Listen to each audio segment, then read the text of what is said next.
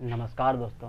अभी भी की बड़ी खबर आ रही है कि ईरान ने यूएस के मिडिल ईस्ट में जितने भी एयर बेस, यहाँ पर नेवी का स्टेशन है, मल्टीपल लोकेशन पे मिसाइल अटैक लॉन्च किया है। ईरान ने जो ये ऑपरेशन लॉन्च किया है उनका नाम दिया गया है ऑपरेशन बसरत फतेह बोल के। ये ऑपरेशन लॉन्च किए गए हैं और मिडिल ईस्ट में अमेरिका के जितने भी लोकेशन है, मल्टीपल लोकेशन में फायर हुए हैं, जिसपे कतर पे 10 मिसाइल मारे हैं, जिसमें से 6 को इंटरसेप्ट कर लिया गया है। कुवैत कुवैत में अमेरिका के एयरबेस है, और ये जो कतर का ये एयरबेस है ना, ये इसका अमेरिका का ईरान के अगेंस्ट फॉरवर्ड एयरबेस है। अगर कल के डेट में अमेरिका को ईरान पे घुसना होगा मिलिट्री लेके, तो वो आपका जाके कतर से ही घुसेंगे। उनके बाद यूएई, यूनाइटेड अरब अमीरात, दुबई, वहाँ पे दुबई यूएई ने अपना एयर स्पेस बंद कर लिया है। सऊदी अरेबिया ने भी अपना एयर स्पेस बंद कर लिया है। सऊदी में भी उनका है। मतलब ईरान के आसपास 30 यूएस का मिलिट्री बेसिस है। मल्टीपल लोकेशन पे ईरान थोड़ा देर पहले, कुछ देर पहले मिसाइल फायर करता है। आपका जाके अल असद एयर बेस जो सीरिया में है, वहाँ पे भी अटैक किया गया है। उनके बाद जाके आपका जाके सायरन सुना गया है सऊदी अरेबिया में है। इराक में अमेरिका का प्रेजेंस है, एयरबेस है, वहाँ पे भी फायर किया गया है। और अब जो ये जो वॉर का है ना, ईरान इजराइल का कॉन्फ्लिक्ट, अब ये दो कंट्री का कॉन्फ्लिक्ट ना होके पूरा मिडिल ईस्ट का कॉन्फ्लिक्ट हो गया है। मिडिल ईस्ट बारूद के ढेर पे खड़े हैं आज के डेट में। मिडिल ईस्ट बारूद के ढेर पे खड़े हैं जब से अमेरिका ने एंट्री किया। अमेरिका का देखो, अमेरिका जब से ईरान पे इसराइल ने जो अटैक किया, तो ये तो कंफर्म था कि अमेरिका भी आएगा। और अंत में जब अमेरिका आता है तो ईरान पे अटैक करता है। उसके बाद अमेरिका क्या बोलता है कि तुम सामने से डील करो, डील करो, डील करो। एक तरफ तो तुम यूएस से पीस डील का, ईरान से पीस डील का बात कर रहे हो, दूसरी साइड से अटैक कर रहे हो। तो या फिर अटैक कर लो या फिर पीस डील कर लो, दोनों में से एक काम कर लो। उस पे से ईरान को बोलता है कि टेबल टॉक करो तुर्की पे आके। तो ईरान ने सीधा बोला, भाई कोई पीस वीस की बात नहीं होगी, पहले हम जो मेरे पे जो अटैक हुआ है उसका बदला लेंगे। और उन्होंने कोई टेबल पे बैठने से मना कर दिया है। और इसके अंदर ये रिटेलिएशन में अटैक आपका जाके कतर, कुवैत, यूएई, आपका जाके अल बसद एयरबेस सीरिया का है, इराक, सऊदी अरेबिया, ये सब जगह पे अटैक करते हैं। अब देखो, अभी जो वॉर का दायरा है ना, अगर जहाँ सऊदी पे अटैक होता है, बहरीन पे अटैक होता है, कतर पे, कतर से तो ईरान का, कतर और ईरान दोनों सिया कंट्री है, लेकिन फिर भी ईरान ने अटैक किया है उस पर। अब ये देखने वाला बात होगा कि ये अटैक बाकी जो कंट्री है, जैसे सऊदी अरेबिया हो गया, बहरीन हो गया, आपका जाके कतर हो गया। खैर कतर, यूएई, कतर, बहरीन तो बहुत छोटा कंट्री है, उनके उतना प्रेजेंस भी नहीं है, तो इसलिए अपने घर पे ये है अमेरिका को हवाई अड्डे देके हैं, नेवल बेस देके हैं। लेकिन सऊदी अरेबिया मिडिल ईस्ट में, अरब वर्ल्ड में एक बड़ी कंट्री मानी जाती है। उसकी आर्मी भी थोड़ी बाकी के कंपेयर से स्ट्रांग है। तो क्या सऊदी अरेबिया जो ईरान इजराइल पे अटैक करता है, ईरान अमेरिका के एयरबेस सऊदी पे अटैक कर रहा है, तो क्या सऊदी अरेबिया इसको ये अटैक को सऊदी अरेबिया पे अटैक मान के वो भी इस वॉर में कूदेगा? ये नहीं, देखने वाला बात होगा। और दूसरा बात है, ईरान का जो ये पार्लियामेंट है, ईरान के पार्लियामेंट क्या है, वो कठपुतली है। खुमैनी ने सीधा कहा है कि परमिशन दे दिया है कि स्ट्रेट ऑफ हॉर्मुज को ब्लॉक करने का। देखो, Iran completely straight of Hormuz block नहीं कर सकता है, क्योंकि अगर वो स्ट्रेट ऑफ हॉर्मुज ब्लॉक होता है तो रसिया सबसे, देखो रसिया पे भी इम्पैक्ट, चाइना पे का इम्पैक्ट पड़ेगा।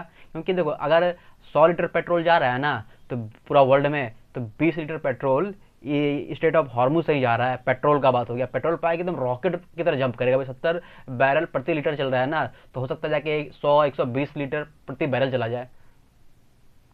और इंडिया, देखो स्टेट ऑफ हॉर्मुज अगर ब्लॉक होता भी है ना, तो इंडिया पे उतना इम्पैक्ट नहीं पड़ेगा, क्योंकि 1991 में जब कुवैत पे इराक ने अटैक किया था, तो वो स्टेट ऑफ हॉर्मुज डिस्टर्ब हुआ था। तो उस वजह से इंडिया ने ये डिसाइड कर लिया ना कि हमको अपना सप्लाई चेन ऑयल के लिए किसी एक लोकेशन पे, पर्टिकुलर एक एरिया पे कॉन्सेंट्रेट नहीं करना है।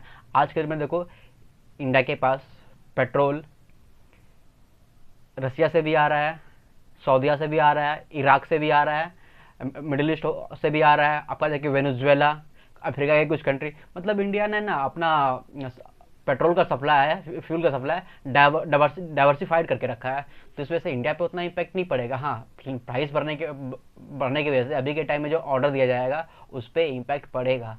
और देखिए ना, आपका जाके अंडमान निकोबार आइलैंड के पास $20 ट्रिलियन का पेट्रोल मिला है। अगर ये जब निकलना स्टार्ट हो जाएगा ना, तो भारत का ऑयल पे डिपेंडेंसी मिडिल ईस्ट बाकी कंट्री में एकदम खत्म हो जाएगा। हाँ, और ये जो वॉर है, अब यूएई का एयर स्पेस भी देख सकते हैं, वहाँ वो भी कम्प्लीटली शट डाउन है, यूएई का एयर स्पेस। और ये जो वॉर है ये धीरे धीरे फैलेगा। ये दुनिया ना थर्ड वर्ल्ड वॉर का चिंगारी पे खड़ा है।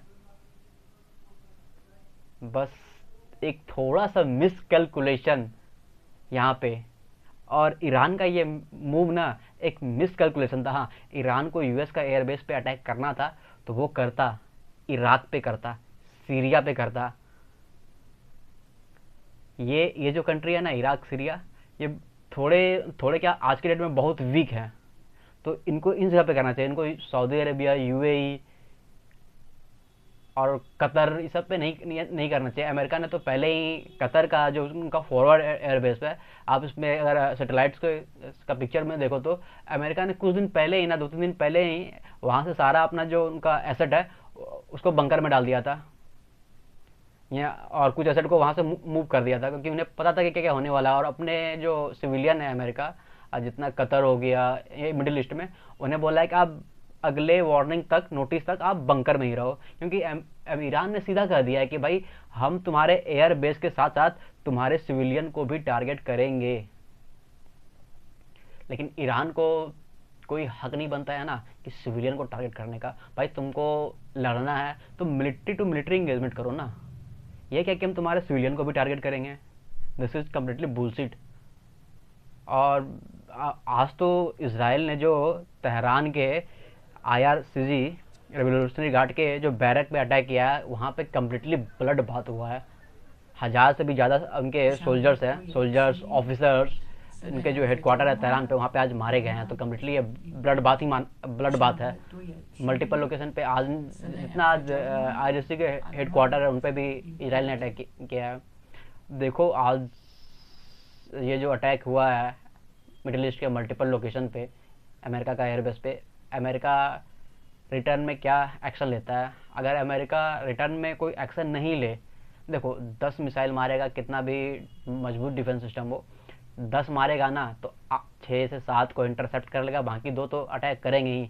अगर 2-4 हर एक एयरबेस पे, 30 का 30 एयरबेस पे जो ईरान आज अटैक कर रहा है, 30 का 30 एयरबेस पे अगर 10 मिसाइल भी मार रहा है, तो उनके पास, उनको ये प्रेजेंस दिखाता है ना कि ईरान के पास मिसाइल का इन्वेंट्री कितनी है। क्योंकि वो लगातार 10 दिन से इजराइल पे मारे जा रहा है, मिसाइल मारे जा रहा है। उन्हें भी पता है कि उसका मिसाइल का अगर 10 मारा तो उसका सक्सेस रेशियो 20% है, लेकिन वो फिर भी मारे जा रहा है। इससे ये शो होता है ना कि ईरान के पास मिसाइल का इन्वेंट्री बड़ी तगड़ी है।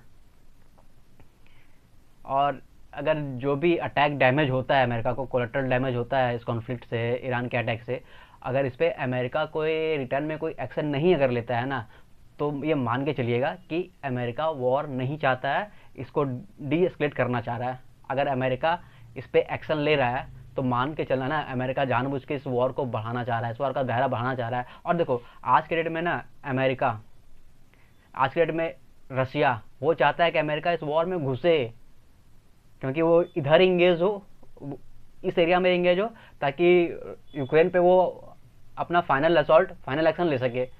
ठीक चाइना भी चाहता है कि अमेरिका इस एरिया में इन्वॉल्व हो, ताकि वो ताइवान पे अटैक कर सके।